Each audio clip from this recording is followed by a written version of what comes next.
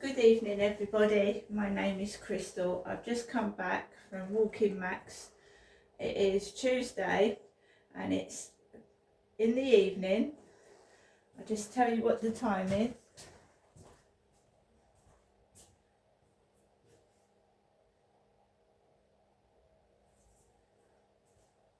The time is 7:25 on a Tuesday evening. Right. Something quite disturbing was written to me. Well, it was long before I took Max out for a walk, but when someone talks about suicide and committing suicide or feeling suicidal, and you suffer from mental health illness like I do, I suffer from anxiety and depression, I've screenshotted the said message and I'm sending it to somebody. I'm not saying who I'm sending it to, but I'm sending it. Absolutely evil thing to do to somebody. The person is not only a sex pest and just a horrible person, to put the thought of suicide into your head, knowing the struggles that you're going through yourself, and I'm sure it happens to other people. You get these begging emails, begging you for money, and I've had them before, but not as bad as this one. It's usually someone in Uganda or Africa saying that their mother's died of cancer, and could you send money to them? Well, this time I got a message from somebody on TikTok telling me that they wanted to commit suicide. And I don't know if it was genuine or not. I didn't know how to answer it. Oh, I've got no food, I've got no money. The conditions over here are terrible. I feel like killing myself. I've sent this email to somebody. Because the police tell me that I'm nuts and crazy. And you can see how it's written, and you can see that I have not been up to see my mother for a month now. So I've not been getting help from my mum, as in she used to help out with the dog and cat food and give me food as well. Right, and I used to have a takeaway once a week. I haven't seen my mum for a month. So I have got money if I wanted to get staples like bread, milk and things like that. I'm not starving. I've been told I need to lose weight because I have high cholesterol and I keep eating sweets and cakes and crisps when I should be eating healthy food. It's not doing me any good. So I'm not going in and out of the co-op like I usually do, but I'm not short of money and I'm not short of food.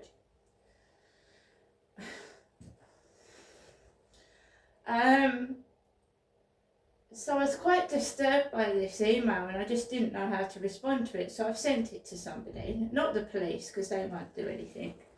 I'm tired of being called crazy and they ain't going to do anything, so I'm sending it to somebody else, and this person is like got experience of being a lawyer, so might give me some direction in what I'm to do, who I need to talk to about being sent messages like this that are pure evil.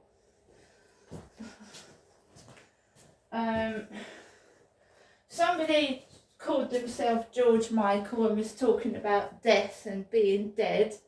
Now, the thing is, when people say block them, you've actually read it and it's entered into your unconscious brain. So you've already read it, it's already been acknowledged, and you've got the thoughts in your head that the email was written. Do you know what I mean? Do you know what I'm saying? So when people say block it, you've still read it.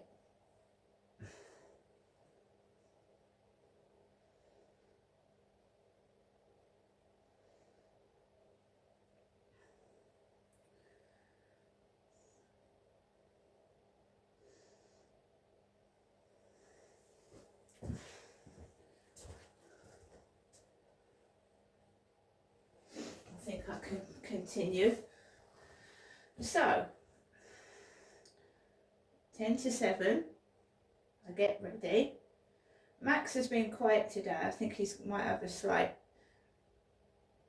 doggy cold. He's been quiet. Harry might have quietened him down, but he's got very quiet. And he's not so jumping everywhere and stuff like that. He's been quiet today and just curled up out the way. So 10 to 7, get the dog lead, put my coat on, put me beanie hat on, and I know I'm being stalked, and the person is a weird freak. I won't go near him in real life, and I think they know that. So I go outside, and there's activity by the co-op, but there's no staff outside, there's nobody laughing, so there's just 2 people with hoods over their heads going towards the field, then coming off. And then I go on the field, and there's this hooded foreign man coming off the field, and he walks fast past me. I go onto the field, and I just walk around the field with Max just to get some fresh air, see if Max needs a wee, etc. And you know, it's just a normal walk, no other trouble. We see a fox in the car park of the new flats up the top. There's foxes, and they're not afraid of people. So came off the field. I forgot to mention that as I came out of the flats and I walked past the opposite flats, someone in the opposite flats coughed. It's coming from the opposite flats. I don't get cross anymore. The coughing doesn't prompt me, doesn't trigger me, I just ignore it. When I came back home, I came into my flat and I went round the back. I don't have a car, I don't drive. So I went round the back, and I told you I had trouble from them recently, and I was coming up the stairs, and I've been learning Italian. And before I went out, I did about 2 lessons of Italian. And you know that Sean Clark that I was talking to, my neighbour's to the left of me, here, he told me to go into the bathroom and send him some pictures. And that's where the couple with the dash hound live, right next to my bathroom. Anyway, I'm coming up the stairs, and it sounds like my next door neighbour's talking Italian. Hola, that's what I heard. Didn't look at them in the face, didn't turn around to see who it actually was, because I don't want to get involved with people, and I just came into my flat, and he sounded like he was speaking Italian. It's a male voice, and it sounded like they were speaking Italian.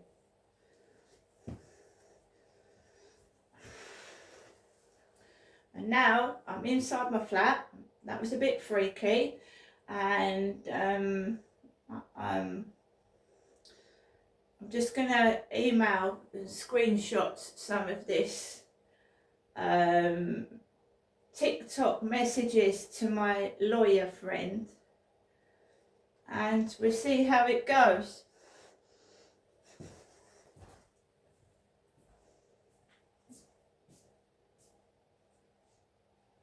There's one other thing that I wanted to tell you. This is quite disturbing as well, because they're not asking my mum how she is. They're asking me how I am. And I haven't spoken to my mum for a few days, and I haven't seen her for almost a month. And she left a voicemail on my Samsung phone, and she said, "Oh, do you remember when I had my blood taken?" She said, "Well, I went to phone the doctor to ask about the test results." And she said, "You know, that number is unrecognisable, I can't get through." She said, can you tell me what to do? So I told you that she said that someone in a tracksuit had come into her flat in Chatham and take her blood. Now she's trying to find out the results of that blood test and she can't get through to the doctor.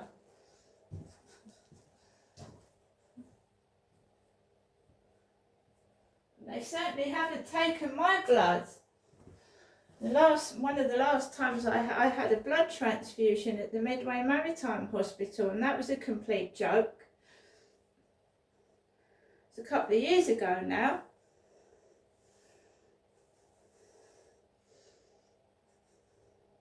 I said to my mum, don't let people into your flat without an ID.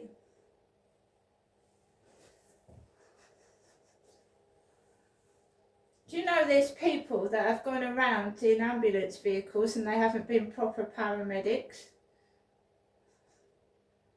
No one gets through my door without, I don't invite neighbours into my flat, I don't invite anybody into here. And we have a gas annual check and I don't like letting those men in because one of the men that came to service my gas was a very rude chap. It was about 3 or 4 years ago now, and he was getting impatient with me. And remember that people are disabled and elderly, and I couldn't find the key to the gas cupboard, and he was pushing me out the way. I'll look for it, I'll find it. I went, no you won't. I said, I'll find it, it's my flat.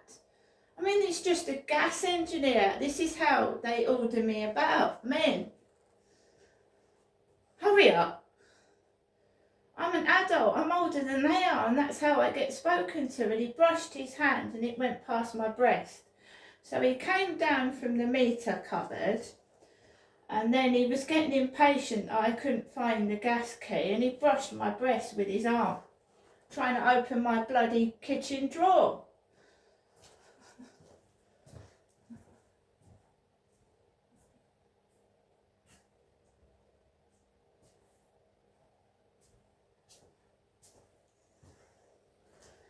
Can I say that I'm an adult, and if I get feelings where I feel I cannot cope, then I know what to do.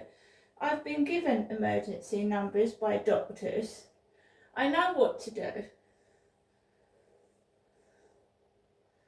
You don't have to tell me that you feel like committing suicide, because I actually know what it feels like. Being left for dead and on your own. I know what it feels like. You don't have to tell me.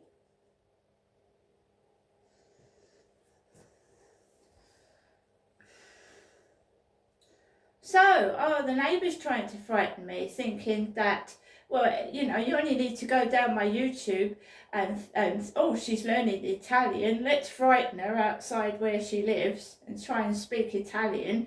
She'll think someone's is snooping. I'm not stupid, you know.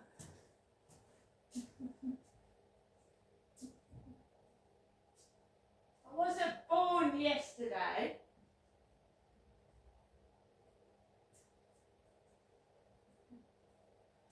I can only say, whoever's stalking me, I must have a very interesting life for you to watch every single video. And I bet your hand is very hairy. See you later.